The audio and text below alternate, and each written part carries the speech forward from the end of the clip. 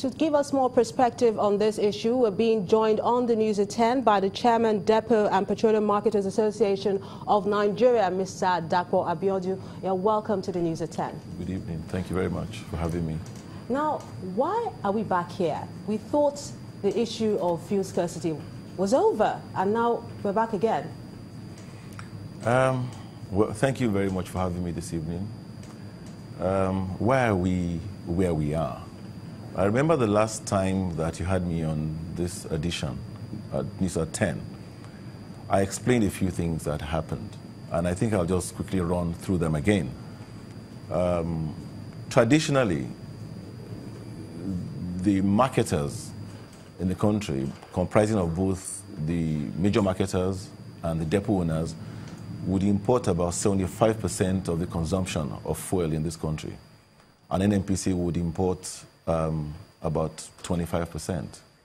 However, by around October of last year, when the price of crude became so high such that marketers could no longer import and sell at 145 and make any margin, the burden of importing fell solely on NNPC.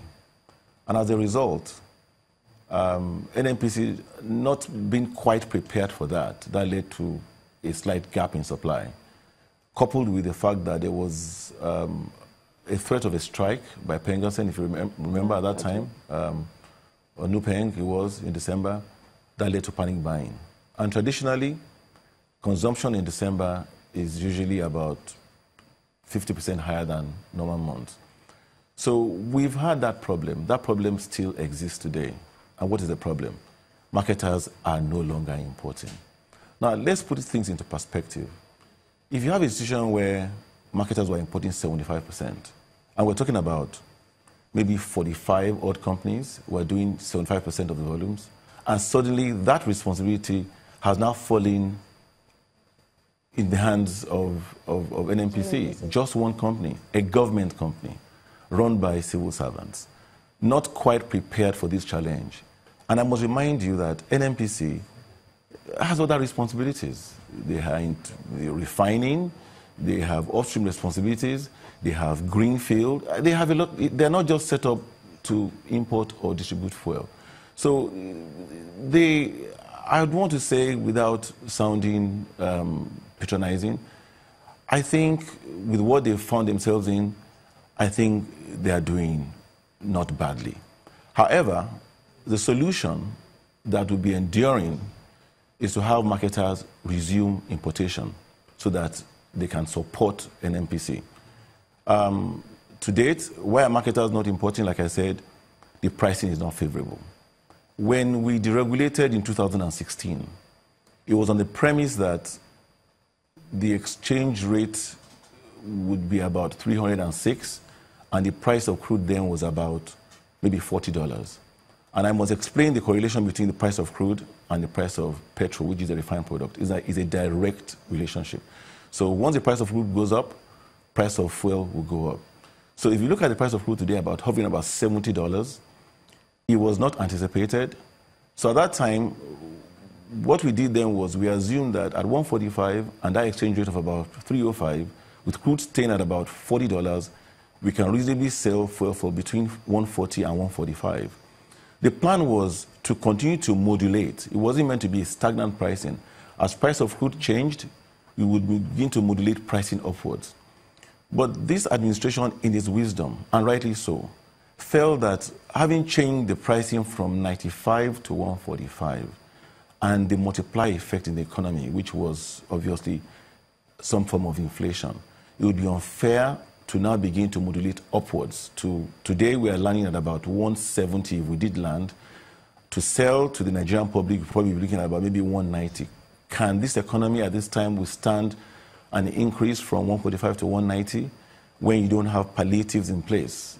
I mean, when you're going to do that, you have to have had mass transit in place and so on and so forth. Many things. But how, in your opinion, is government taking care of the landing cost differential? Is subsidy coming back through the back door, perhaps? You know, this has been subject of controversy in the last couple of days. Yes. As a matter of fact, the National Assembly has waded into this. Yes. And I can tell you for a fact that there has been no subsidy. Subsidy was eliminated in the budget in 2016. So as of today, there is no subsidy. Yes, NNPC, being the supplier of last resort, has been importing. They are landing at a price that's higher than 145 that they are selling to us. But you have to understand that that is the responsibility they have. They have a trading arm who are trading these cargoes and bringing them in. And when you're trading, you know, in your financial year, there will be times that you make a loss. There are times that you may make a profit. But at the end of your financial year, they will net out. So their trading arm is trading crude. They were trading crude at $40. Their trading crude are now at $70. They are buying gasoline higher than they anticipated. But in gasoline pricing, we have what we call the winter months and the summer months. The summer months are relatively better priced than the winter months. So the winter months start from about October and they end at about maybe February. So you find out that when we begin to see summer pricing, NNPC might as well, we call them under recovery and over recovery. So right now they may be in under recovery. By the time they now get to the summer months, they'll be in over recovery and it will net out. So the issue about somebody paying subsidy or not paying subsidy is not the case. But a lot of people will beg to differ. They think the government is probably paying subsidy. So can you explain the difference in pricing? Okay. So what I'm saying is today, no marketer is importing. NNPC is the sole importer. Okay. And what they are doing is, they're doing that because they owe the nation a responsibility of ensuring there's fuel in the country. So whatever it takes, they're doing. So they're importing these volumes. They're giving marketers at a price that allows us to take them into our storage and sell them at our filling stations at 145. Now, what is that price?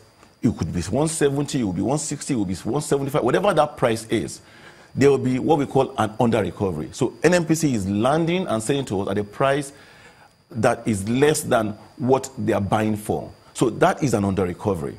Tomorrow, NNPC may well begin to import and begin to sell to us at a price that they actually make a profit on. So that is an over recovery. So if you have an over recovery at some point in time in the year, it nets out another recovery. So it does not necessarily interpret to having a subsidy. For it to become a subsidy, it must have been budgeted for by the federal government. It would either have been budgeted for, or the government would have gone to National Assembly and sought for appropriation. So before it becomes subsidy, maybe at the end of the year, if the figures don't net out, they now have a negative, then they say to the executive, look at our books. In the year 2018, we've suffered an XYZ loss. Can you please appropriate for this so that it can be paid back to us? But at the present time, there's no subsidy really. So I don't understand what the issue is. But the problem with Nigeria is everybody professes to be a professional in the oil industry and everybody is crying, there's subsidy.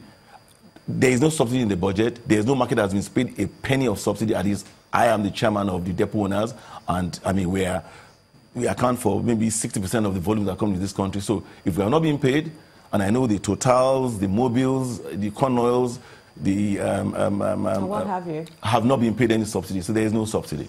Thank you so much, Mr. Dapo Abiodun. He is the chairman of the Dapo and Petroleum Marketers Association of Nigeria.